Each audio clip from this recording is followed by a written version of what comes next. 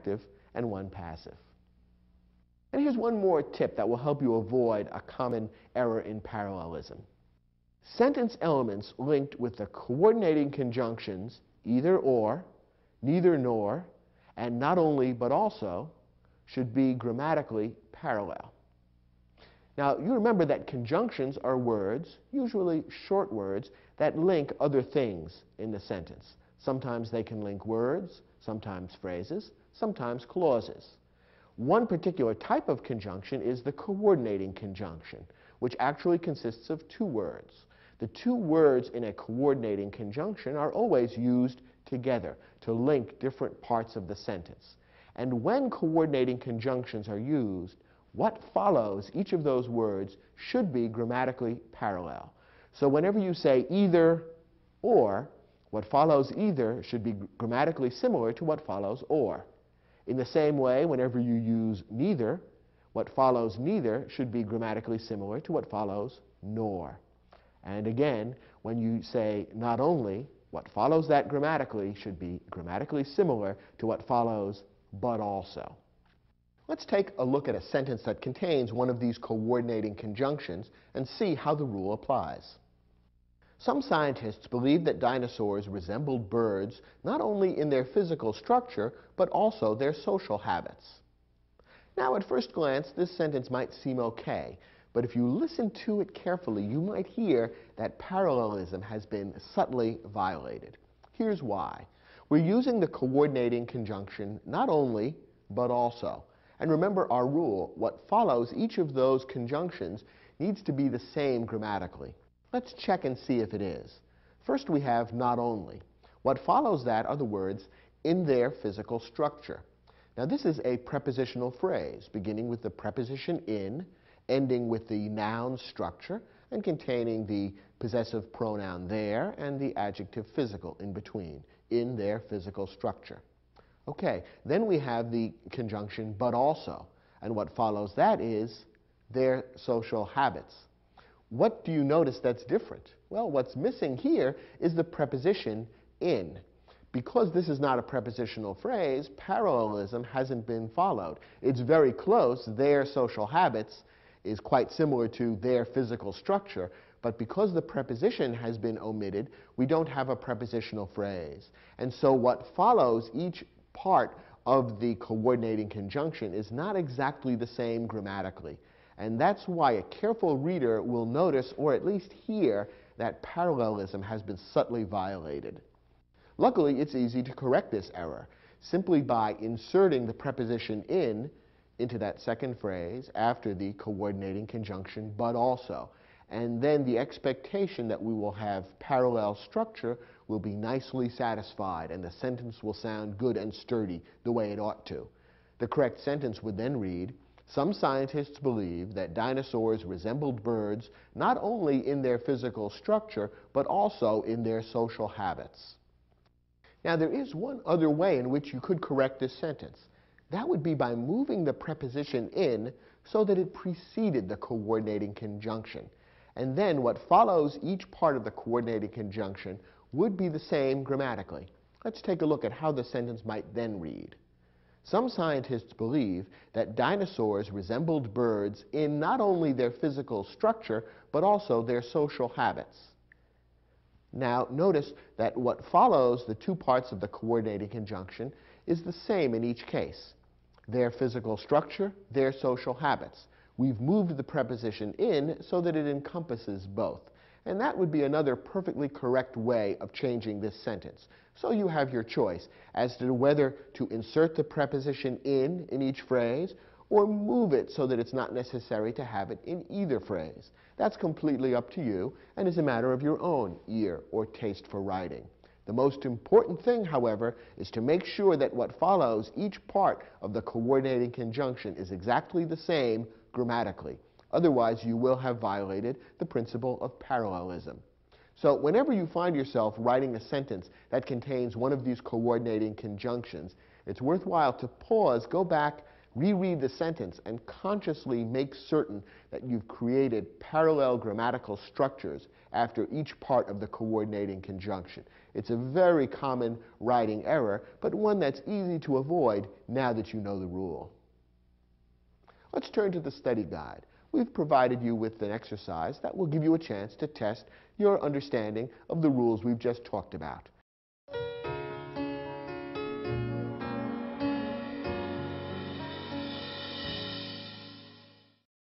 Our first sentence contains a list of 3 activities that were done on a vacation, but you'll notice that the principle of parallelism has been violated. Let's see how we could correct this sentence. We spent our days in St. Petersburg touring historic churches, magnificent art museums, and admiring ornate palaces. Okay, 3 activities are being listed here, and let's look at how each one is described grammatically. Touring historic churches, magnificent art museums, and admiring ornate palaces. Of these 3 items, 1, 2, and 3, which ones are similar? Well, the first and the third seem to be similar, don't they? In each case, the phrase begins with a gerund form of a verb, touring and admiring, followed by the things that were toured and admired, the historic churches, the ornate palaces. The second item, however, is in a different grammatical form. Here we have magnificent art museums, describing what was visited, but with no gerund form verb preceding it. We have a couple of different ways that we could correct this sentence. One way of correcting it would be to change item 2 so that it resembles the other 2 grammatically. So, for example, we could rewrite the sentence to read as follows. We spent our days in St. Petersburg touring historic churches, visiting magnificent art museums, and admiring ornate palaces. That would be one perfectly good way of correcting the sentence. Another way of correcting it would be to eliminate the ing, the gerund form of the verb, from our third item. And what would then happen, you'll notice, is that the ing gerund verb from the first item would apply to all 3. All 3 items would then be parallel, but in a different form. The sentence could then read as follows, and listen closely and hear how the parallelism works. We spent our days in St. Petersburg touring historic churches, magnificent art museums, and ornate palaces. Now the ing verb touring applies to all 3 things, and what follows touring are 3 parallel phrases describing 3 places that were toured, which is also a perfectly correct way of making the sentence parallel. So notice that the principle of parallelism doesn't tell you exactly how you must write a sentence. Often there's more than one way of following the principle. It's up to you which path you choose. Either of the 2 possible corrections would be perfectly all right, and you should consider yourself correct if you wrote the sentence in either of those ways. The only thing that we know is wrong is the way the sentence is originally written, where we've mixed phrases that don't match and therefore violated parallelism. Here's our next example.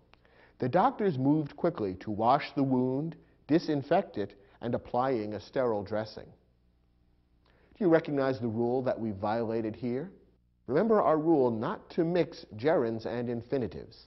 Here we have 3 different actions being described, the washing, the disinfecting, and the applying of a sterile dressing. The third one, applying, is being described with a gerund, the ing verb. But the other 2 are described with the base or infinitive form of the verb. The easiest way to correct this is to make all 3 into infinitives, and the sentence would then correctly read, the doctors moved quickly to wash the wound, disinfect it, and apply a sterile dressing. That way, all 3 actions are described using the infinitive form of the verb, and parallelism has been maintained. Let's look at the next sentence. The hardwood floors in the old house were stripped, sanded, stained, and sealed with varnish. Does this sentence sound all right to you? Actually, it is perfectly correct. Parallelism has been maintained here. The list of actions that are being described as things that were done to the hardwood floors in the house, all those actions are being described using the same form of verb, stripped, sanded, stained, and sealed. The last item, we've added the prepositional phrase with varnish, which is necessary to complete the meaning. But the feeling of parallelism is not lost. So this sentence is perfectly correct. This is one that doesn't need any changing in order to create that feeling of parallelism. Next example. In 1968, the Democratic Convention was held in Chicago, and the Republicans held their convention in Miami. Now, what's wrong with this sentence? Well, the problem is a subtle one. Here we have two actions being described that are quite similar or parallel, related to one another. However, the first one is described using a passive verb, and the second one using an active verb. Notice the first clause, the Democratic Convention was held in Chicago. Here we have the subject of the action, of the verb, the Democratic Convention, passively receiving the action of being held. However, the similar action described in the second clause is described using the active verb. Here, the subject of the verb Republicans is actively conducting the action or performing the action of holding the convention. So to correct this sentence, we could go either way. We could make both verbs passive or both active. If we made them both passive, then the sentence would read, in 1968, the Democratic Convention was held in Chicago, and the Republican Convention was held in Miami. Or we could make them both active, in which case the sentence would read, in 1968, the Democrats held their convention in Chicago, and the Republicans held their convention in Miami. Either correction would be perfectly okay. It's your choice as to whether to use a passive verb or an active verb. The only real mistake is to mix and match both kinds of verbs in the same sentence. That's when we have a problem with parallelism. And our next example. Either the snowstorm must stop within the next 2 hours, or the town festival will have to be postponed. Here we don't have a parallelism problem. We have a second sentence in this exercise that's perfectly correct. We're using coordinating conjunctions here, either or, and what follows should be as grammatically similar as possible. And what follows in both cases is a clause, and since the two are roughly similar grammatically, the feeling of parallelism is not violated. What follows either is, the snowstorm must stop within the next 2 hours, that's a clause, and what follows or is, the town festival will have to be postponed, another clause. The two are basically similar in form, and therefore the sentence sounds perfectly parallel. Remember that what follows, the two parts of a coordinating conjunction, must be similar grammatically in order for parallelism to be maintained. This sentence follows that rule, and therefore it's correct, doesn't need any changing.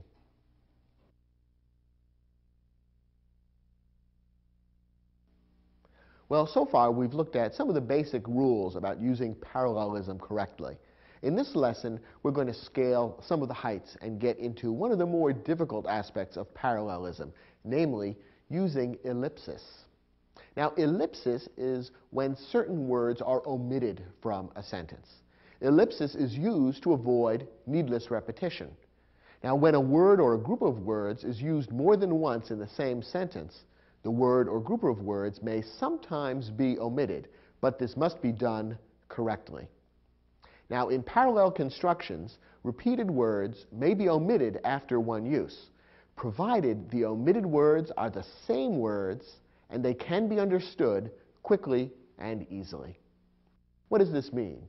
Well, it means that when you're setting up a sentence with parallel constructions, so you have different parts of the sentence set up in the same grammatical form, rather than repeat all the same words each time you use the parallel construction, you may omit them. However, it has to be done in accordance with this rule that the omitted words are the same words and can be understood quickly and easily. To test whether you're using ellipsis correctly, you need to reinsert the same omitted words and make sure the sentence makes sense. If it does, and if the missing words can be understood quickly and easily, then the sentence is okay and you've used ellipsis correctly. Otherwise, you need to rewrite the sentence. Let's take a look at a couple of examples that may make this rule a little more clear. Here's a sentence in which ellipsis has been used correctly. Labor has agreed to cooperate with management, and management with labor. Okay, here we have a sentence that has two closely related ideas. Labor has agreed to cooperate with management, and the same is being done in reverse by management with labor. Two closely related ideas which are being set up in parallel form. However, in order to save space and to avoid unnecessary repetition, the author has left out some of the words from the second example of the parallel construction. In other words, the author of this sentence is employing ellipsis. After all, if you think about it, the sentence, when fully filled out, if the ellipsis were eliminated and the omitted words were reinserted, the sentence would read, labor has agreed to cooperate with management, and management has agreed to cooperate with labor. That's what the sentence is saying. And when we fill out the parallelism and plug the omitted words back into the second half of the sentence, we see that we have parallel structures. The two halves of the sentence are written in exactly the same grammatical form. Now, notice that when we reinserted the omitted words into the second half of the sentence, it did make sense. It was grammatically clear and understandable. And I think that when the words are omitted, the sentence can still be understood quickly and easily. Therefore, this sentence passes the test. It is a correct use of ellipsis because when the same omitted words are reinserted into the sentence makes sense. And when they are taken out, it can still be easily and quickly understood. So this is an example of good ellipsis. Labor has agreed to cooperate with management, and management with labor.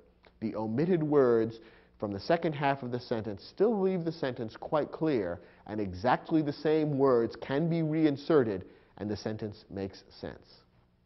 Here's another example of a sentence containing ellipsis. Without pleasure, life is intolerable. Without purpose, meaningless. This sentence has been written to be very pithy, very concise. It's a short, kind of philosophical statement. And one of the ways the author has made this sentence pithy and concise is by using ellipsis. He has left out some words from the second half of the sentence. Once again, we have two clauses set up in parallel fashion, but in order to avoid repeating the same words, the author has omitted certain words from the second half of the sentence. Let's test to see if ellipsis has been done correctly here. Remember that our test is to insert exactly the same omitted words and make sure that the sentence makes sense once those words have been inserted. Let's try that and see if the sentence makes sense. Without pleasure, life is intolerable. Without purpose, life is meaningless. The words that were omitted from the second half of the sentence were life is. When we reinsert exactly those same words into the second half of the sentence, it does make sense. And I think the sentence is clear and easy to understand without them. Therefore, once again, this sentence passes the ellipsis test. We've got two parts of the sentence with parallel construction, and the author is using ellipsis to make the sentence that much more pithy, concise, and short. And it's quite effective the way it's been done. And when we apply the test of reinserting the omitted words, the sentence still makes sense, so this is a perfectly correct use of ellipsis. Now, once again, to test ellipsis, you want to mentally complete all the clauses in the sentence and make sure that they're logically and grammatically parallel. If not, you have to revise the sentence to either fix the parallelism or rewrite it to eliminate the use of ellipsis. That is, simply fill in the ideas so that the sentence makes sense. It's very easy to make mistakes with ellipsis, as we'll see in a couple of examples now. Here's a sentence where the author is trying to use ellipsis to avoid repeating words, but when we try to apply the test, we see that it doesn't really work. For generations, fishing boats have and do navigate the waters of Chesapeake Bay. Okay, we understand what the author is trying to say. He's trying to say that fishing boats have navigated the waters of Chesapeake Bay for generations, and they still do that today. So there are two parallel ideas being described here. And they could have been written out in parallel structure clauses. Instead, however, the author is trying to use ellipsis to make the sentence shorter by leaving out the repeated words. However, does he pass the test of correct ellipsis? To test that, we have to plug in the same words that have been omitted and make sure that the sentence makes sense. Now, in the second clause here, we are told, fishing boats do navigate the waters of Chesapeake Bay. That's the complete clause. When we try to insert the same words into the first half, suddenly the sentence doesn't really work. For generations, fishing boats have navigate or do have navigate. You see, when you try to insert those words, do navigate, into the first part of the sentence, we see it doesn't really work. The reason being that the same words don't work in the two clauses. Remember that with the helping verb have, you need to use the past participle form of the verb navigate, namely navigated. So the sentence, the first clause here would have to read, fishing boats have navigated the waters of Chesapeake Bay. So inserting the same omitted word navigate doesn't work in that first clause. And that's an example of how ellipsis can go wrong. Ellipsis only works when the exact same word has been omitted as appears elsewhere in the sentence.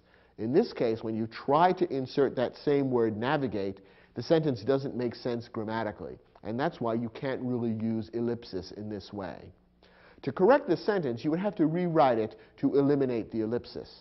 One way of doing that would be to simply flesh out both clauses, and then the sentence would read something like this.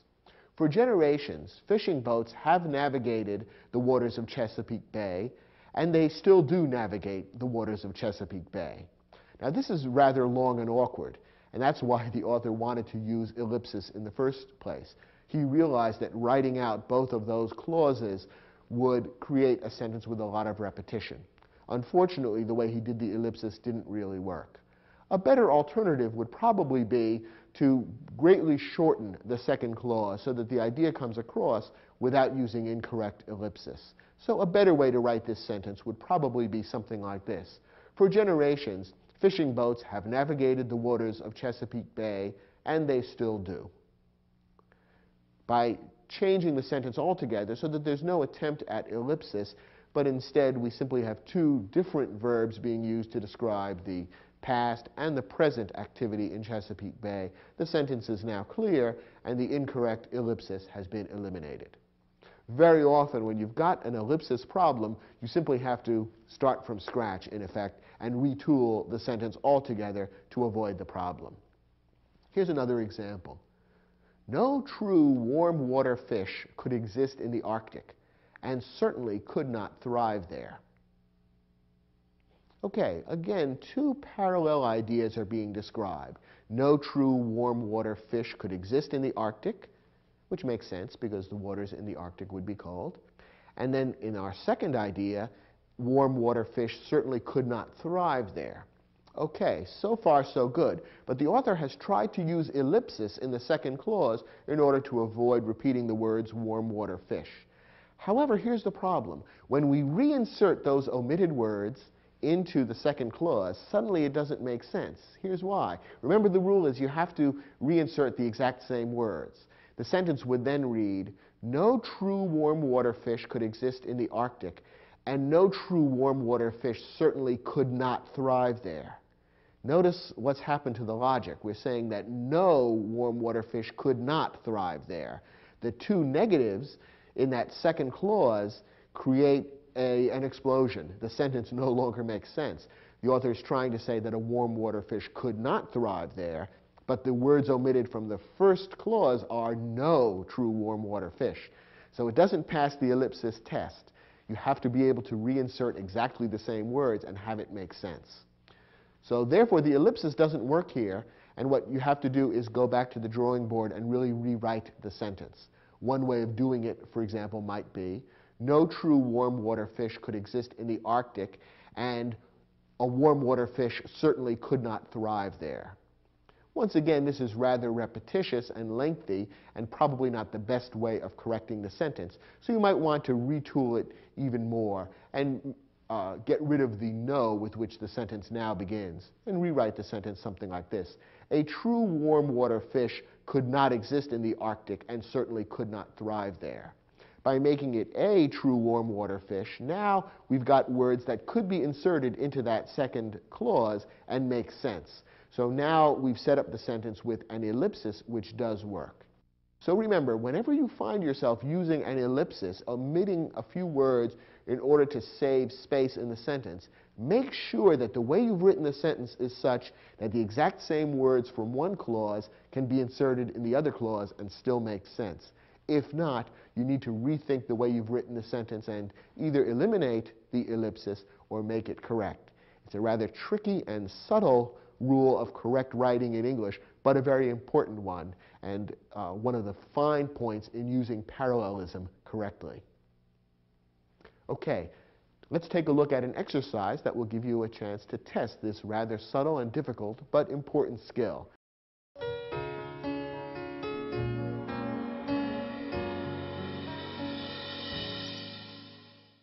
In our first sentence, the author is trying to use a very simple form of ellipsis, and yet he's gotten it wrong, which shows just how tricky ellipsis can be.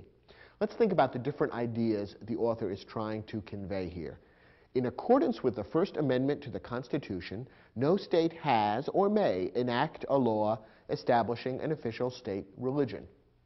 Okay, the author is talking about the First Amendment to the Constitution and is saying that as a result, two things have happened. One is that no state has enacted a law establishing an official state religion, and second, no state may enact such a law.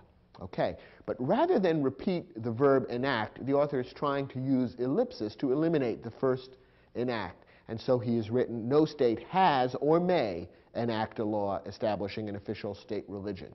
But remember the test. You need to be able to insert the exact same word that you've omitted from elsewhere in the sentence, plug it in, and have the sentence make sense. Now, the word that was omitted is enact. We see it right here in the sentence. When we try plugging it in, how does the sentence read? No state has enact or may enact a law establishing an official state religion. Now we see the problem, that with the helping verb has, we need the past participle enacted. And therefore, when we try to reinsert the omitted word enact, we see that the sentence doesn't really make sense. Remember that the word that you omit when you use ellipsis must be exactly the same in both places. So that doesn't work in this case. Probably the simplest way to correct the sentence would simply be to break down, go ahead, and insert the word enacted, and the sentence will be a little longer, but not really much longer, and will certainly be grammatically correct. So the sentence would then read, in accordance with the First Amendment to the Constitution, no state has enacted or may enact a law establishing an official state religion. This is a correct way of writing the sentence, and it eliminates the erroneous attempt at ellipsis. Our next example. Many scientists agree about the causes of global warming, fewer about the best ways to combat it. Here again we have two parallel ideas. The first clause says many scientists agree about the causes of global warming. The second clause says that fewer scientists agree about the best ways to combat it. Now, the way I just said it spells out or fleshes out both clauses at full length. Perfectly understandable, but it's a little bit wordy. So the author of this version has tried to use ellipsis to shorten the sentence somewhat. Has he done the ellipsis correctly? Well, let's apply our test. We should be able to take the same words from the first clause, which were omitted in the second clause, and insert them into that second clause and have the sentence make sense. Now, what are the words that were omitted from the second clause? The words that were omitted are scientists agree. When we take those words from the first clause and insert them back into the second clause, does it read correctly? Many scientists agree about the causes of global warming. Fewer scientists agree about the best ways to combat it. Yes, it does make sense. It does read well, and the parallelism works. Therefore, the ellipsis, as done in this sentence, is perfectly correct. The author has simply not repeated the words scientists agree, has left them out. The resulting sentence is clear and easy to understand, and when we plug the exact same words back in, it all hangs together. Therefore, it passes the ellipsis test. It's perfectly correct, and this sentence doesn't need any fixing. Next example. Baseball pitcher Cy Young's lifetime record of 511 victories has never been challenged and probably never will. The author is saying two things about Cy Young's record. It has never been challenged and probably never will be challenged. Now, rather than repeat the word challenge, the author is trying to use ellipsis here. But what happens when we try to plug the same verb in? We see that the sentence doesn't really work. Baseball pitcher Cy Young's lifetime record of 511 victories has never been challenged and probably never will been challenged. You can see that doesn't sound right. The second clause here would demand the wording and probably never will be challenged, which is different from been challenged. So since we can't insert exactly the same words into that second part of the sentence, we see that the ellipsis rule has been violated. And therefore, you'd have to correct the sentence by spelling out that complete verb and make the sentence read, baseball pitcher Cy Young's lifetime record of 511 victories has never been challenged and probably never will be challenged. There's no way around it. You can't use ellipsis here because you can't omit exactly the same words. Instead, they are different words, and they have to be spelled out. Next example. As global trade increased, manufactured goods began to flow from north to south, raw materials from south to north. Once again, two closely related ideas talking about the flows of global trade.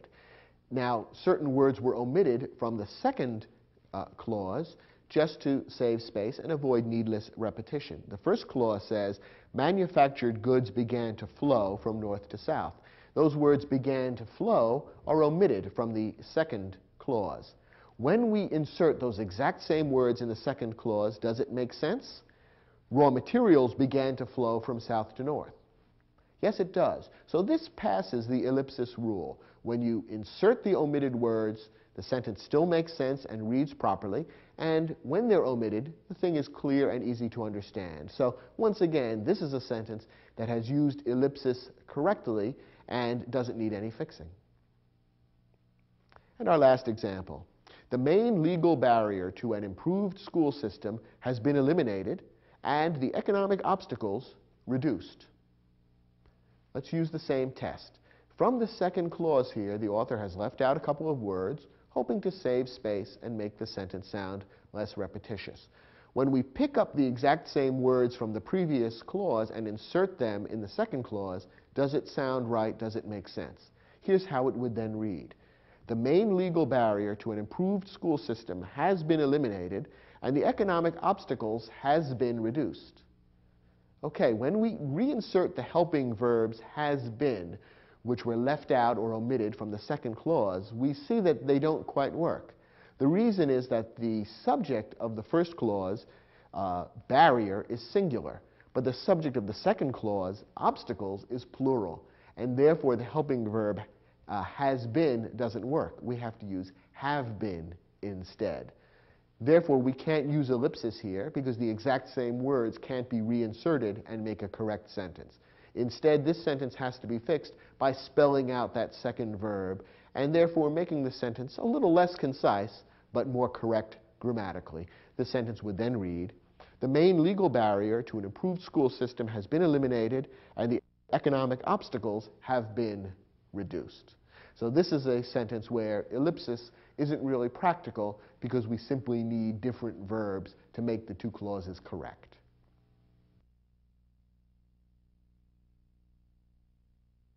Well, now you're an expert on the subject of parallel structure. Actually, if you find this a particularly challenging aspect of writing in English, don't feel bad. Many native English writers and speakers have difficulty with this, and in fact, you'll probably find, if you read carefully in newspapers and magazines, a number of cases where professional writers make mistakes about parallel structure, because it can be rather tricky. In fact, when we get into the realm of parallel structure, as you've seen, we're moving beyond simple grammatical correctness into areas where topics such as logic and clarity become involved. Therefore, to use parallelism effectively, you really need to do more than just follow a couple of basic grammatical rules. Instead, you really need to think about what you're saying, to look at the relationships among the ideas that you're expressing in your sentences, and then make sure that the grammar mirrors and reflects those relationships clearly. If you do that and you think carefully about how the grammatical structure and the relationship among the ideas, how those things fit together, then you'll probably find that you can use parallel structure very effectively and even powerfully in your writing. Thanks for watching this program, and I'll look forward to seeing you out there for other programs in the Video Aided Instruction English Grammar Series.